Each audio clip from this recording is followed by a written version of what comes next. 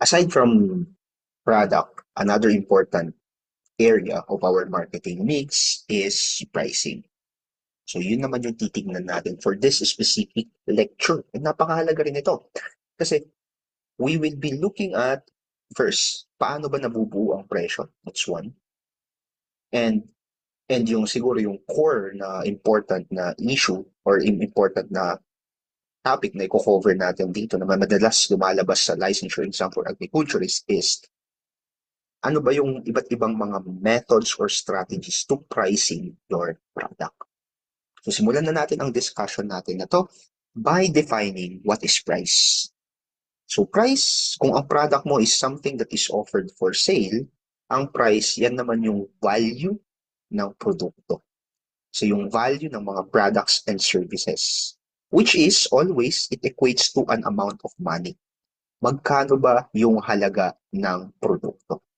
Price is considered as the most important function since ito yung function, okay? Ito yung factor which determines kung paano ba magfo-flow yung pera sa isang negosyo. So base sa presyo, mapipredict mo na kung magiging magkano ba yung sales mo and kung magiging magkano ba yung profit na kikitain ng iyong negosyo. But the question is, how are prices being determined? Paano ba natin na-discover yung mga presyo sa iba't ibang mga products and services? So there are different ways. For example, the first one is through individual negotiations. So kapag sinabi mong individual negotiations, ang presyo ng produkto ay nade-discover when the buyer and the seller talks about it. So when they are talking about it, negotiating with one another, nagkakaroon ng presyo yung product or service. So for example, ikaw ay bumibili ng bahay. Ngayon, nakita mo yung bahay na yun for sale, tapos nakita mo yung seller. So nilapitan mo yung seller, then sabi ng seller sa'yo, binibenta ko yung bahay ng 4.5 million. Pero sabi mo, pwede ko bang bilhin ng 4.20 ng 3.5 million? Tapos sabi niya, ang counter offer niya, sige 4 million na lang. And you've decided na 4 million na lang ibibenta yung bahay. Then that is price discovery through individual negotiation. The next one is price is usually discovered through organized markets. Okay? So organized markets, ito yung mga local markets, mga trade fairs natin na usually may mga centralized and institutionalized pricing function. Katulad ng palengke. A palengke is an organized market. There are three types of organized markets that I would like to discuss sa inyo. Yung una dyan is yung tinatawag nating commodity market. Ang commodity market is a marketplace kung saan binibenta yung mga raw products, mga primary products for exchange. Katulad na lamang yung ating mga agricultural products. Yung mga palengke natin is a type of a commodity market. So agricultural products katulad ng rice, corn, coffee, okay? And when we're talking about natural resources like oil, gold, and minerals, binibenta yan sa commodity market. And based off on the system that they have in managing the prices in commodity market, doon na di-discover yung iba't ibang mga presyo. And then meron din naman tayong tinatawag na auction market. Sa auction market naman, yung mga produkto ay ibinibenta doon sa highest bidder in a competitive bidding environment. So ipapakita yung product dyan, tapos mag-i-invite sila ng mga bidders. Ang gagawin ng mga bidders, pataasan ngayon sila ng prices. So kung sino yung may pinakamataas na offer para doon sa produkto na yun na yung price ng produkto and sa kanya mabebenta yung product na yun. So that's another way of discovering the price. Now in relation to agriculture, siguro meron din, isang example din ng organized market is yung mga terminal livestock exchanges natin. Ito ay isang specialized market kung saan farmers and traders sell yung mga different livestocks katulad ng cattle, pigs, and goat. Now this kind of market, yung ating terminal livestock exchange, is located usually in centralized areas, so mga trading posts, for example, but most specifically, ang binibenta dyan, mga hayop. So dyan wini-weigh, ini-evaluate, and binibenta yung mga livestocks natin.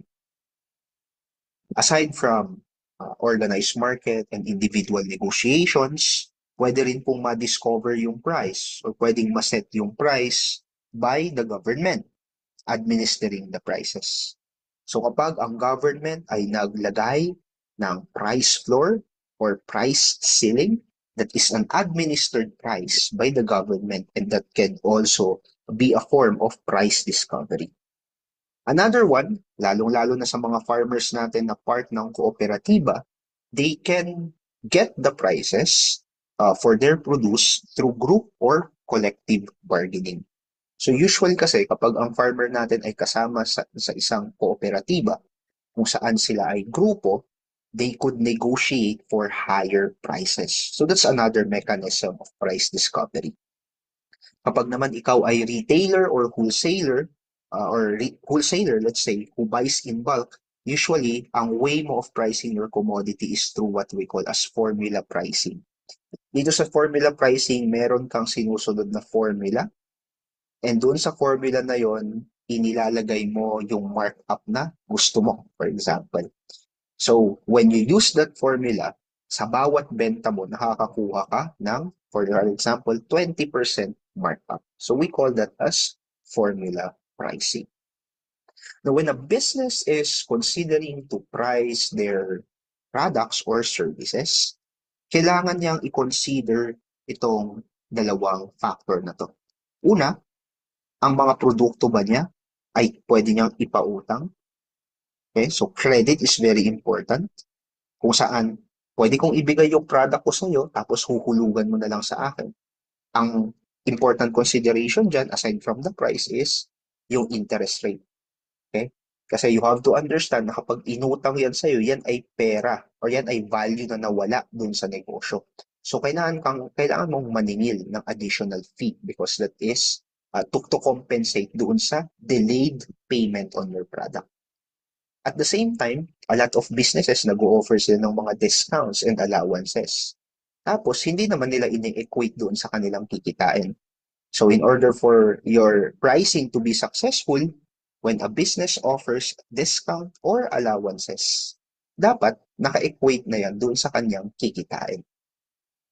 Aside from this credit and discounts and allowances, kailangan din i-consider ngayon, lalong-lalo na yung tinatawag nating, ano ba yung form of method, or ano ba yung payment method? Like for example, is it cash? Like, kapag cash yan, ang tawag mo dyan, exchanging. Okay? So kapag binigyan ka ng pera, binigyan ka ng coin, binigyan ka ng banknote in relation to the price para bilhin yung produkto mo, ang technical term dyan na payment method is exchange method. Ngayon, kapag pinadaan naman sa bangko, pinadaan sa GCash, katulad nung ginawa ko sa inyo nung in-avail nyo yung Learning Agri-Withal, ang tawag naman po dyan, provisioning. So sa provisioning, sa exchanging, direct from buyer to seller. Sa provisioning, meron kang middleman. So meron kang buyer, meron kang, for example, si GCash, tapos pupunta ngayon kay seller yung produkto ay yung bayad para doon sa produkto. Ang presyo, lalo na ng agricultural commodities dito sa Pilipinas, ay madalas hindi siya linear. So hindi siya ganyan, hindi siya straight line, hindi siya steady, hindi siya linear. Kapag papansinin nyo, yung mga presyo ng agricultural products natin, nagfa-fluctuate yan. Minsan mataas, minsan mababa. But basically, meron kang pattern na makikita sa price ng ating agricultural products. And yun yung pag-uusapan natin. Ano-ano ba yung iba't ibang mga patterns that we can see in the prices of our agricultural products? The first one, we call it as seasonal price pattern or seasonal price variation. Kung mapapansin nyo, ang presyo ng ating agricultural products, nagbabago yan, depende sa iba't ibang mga seasons, katulad na lamang ng harvest cycle. Okay? Kapag masyadong marami yung produkto ni farmer na nailabas, anong nangyayari? Bumababa ang presyo. But most importantly, nakikita nyo yung seasonal price na yan during holiday season. Kasi during the holiday season, kung ito yung presyo ng produkto, ano, kung ito yung presyo ng produkto, pag holiday, nagkakaroon ng ganyan. Di ba? Tapos tuloy-tuloy na ulit, holiday, kakaroon ng ganyan. Now, when I talk about holiday, I'm talking here about Christmas and New Year season, kung saan madalas tumataas talaga ang presyo ng mga goods, yung mga lalo na yung mga panghanda na goods during this time. And we call this a seasonal price variation.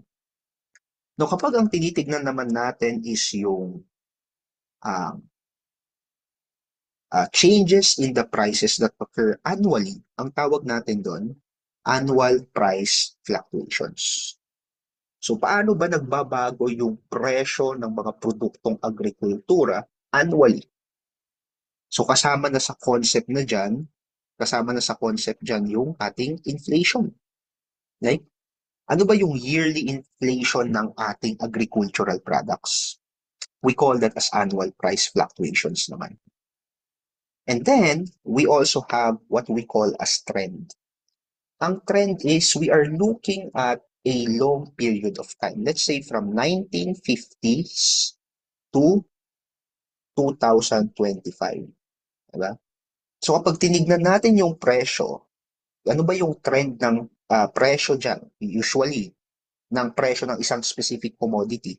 Siya ba ay tumataas from 1950 going to 2025 or siya ay bumababa?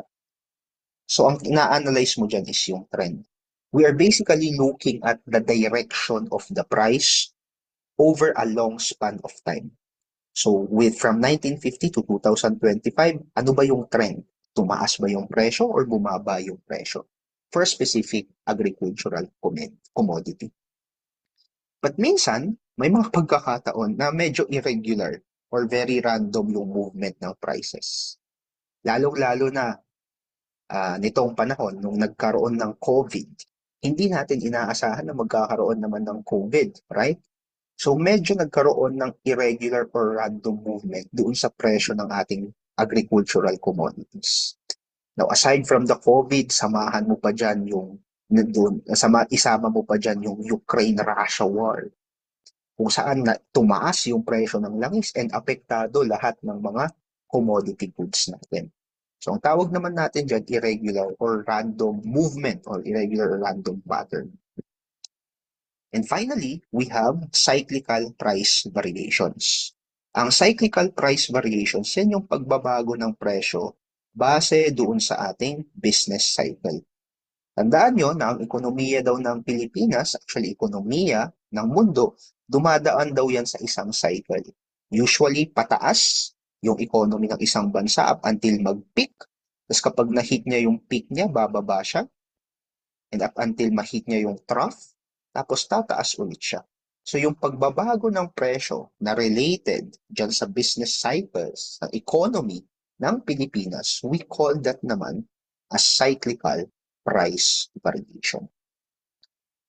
Pero siguro yung pinaka-meat, yung pinakamahalaga na pag-uusapan natin ngayon is ano ba yung iba't ibang mga pricing strategies, right? Na ginagawa ng mga negosyo. Okay? So we will be looking at how are businesses pricing their product in order to market their product or service effectively. So the first one is what we call as premium pricing. So sa premium pricing, ang ginagawa ng mga produkto, ang presyo ng bagong produkto nila na bagong labas, sobrang taas.